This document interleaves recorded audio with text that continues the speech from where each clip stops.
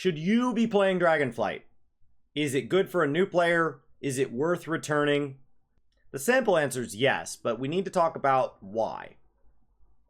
An MMORPG is a massively multiplayer online experience that you have content from alone to large groups across a wide variety of types, from instances to raids to story to side quests, goofy games. It's all of these things. WoW releases more content into an expansion than any game I know of, and has more expansions than any game out there currently supported as far as total amount of content available in a current MMO today to full clear the game and have every single item unlocked, every single quest completed across all of World of Warcraft that it is. There is no game bigger on the market, period. It's massive. So first of all, World of Warcraft is really, really good at releasing a lot of content all at once every 2 years. They are known for putting out some of the best PvE raid content within the genre, with expansions like Wrath of the Lich King being held up as some of the pinnacle of what that content can be in games.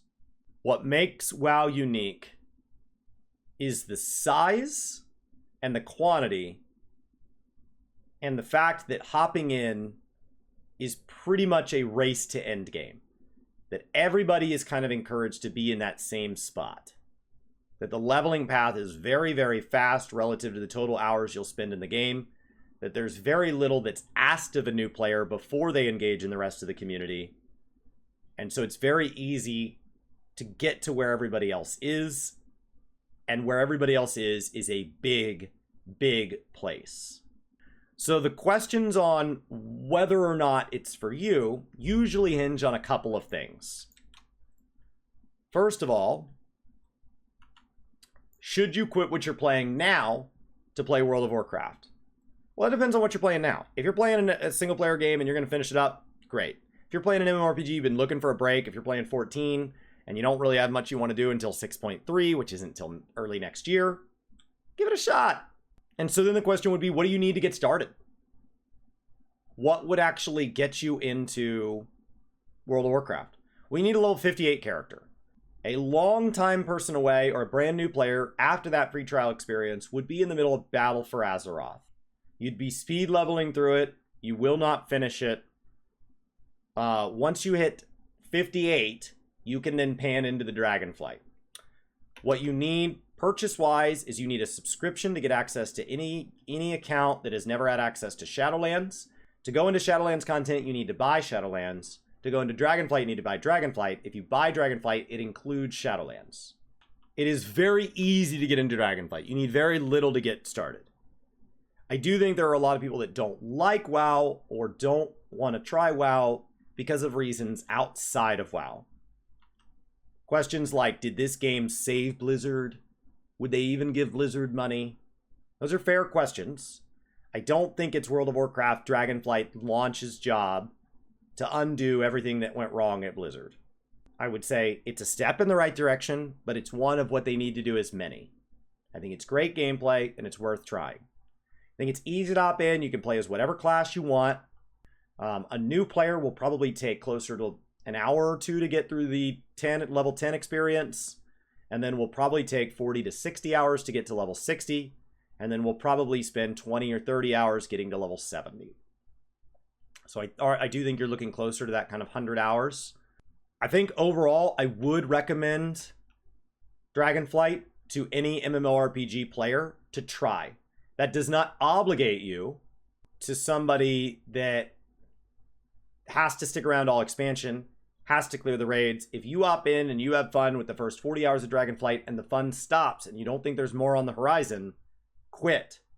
A subscription to this game is not a life sentence. It's not a tattoo on your face. It is absolutely a choice you make each and every month.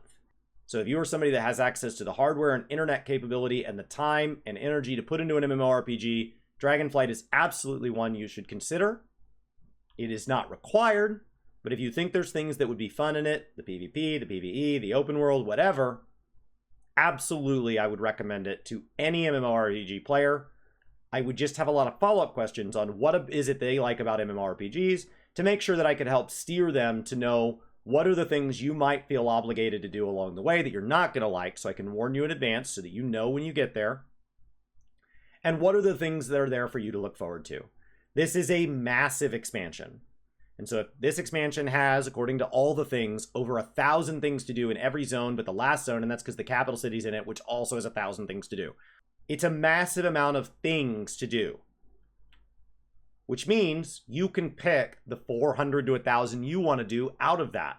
And you can leave the other 80% out there. It's a giant buffet. You don't have to have a full plate of everything at the buffet to get your value. You pay your $12.99 at the door, you go into the buffet, and you eat to your heart's content. So if you are content on 5% of the game, that's good enough. And so I would have a lot of questions about each specific type of player to help guide and funnel them to the type of content they're going to have fun with and help them ignore or push through the content that they're not going to have fun with. I think all in, I don't think I'm over 40 hours. I'm definitely not over 50 hours. And I am fully done with all the mandatory stuff.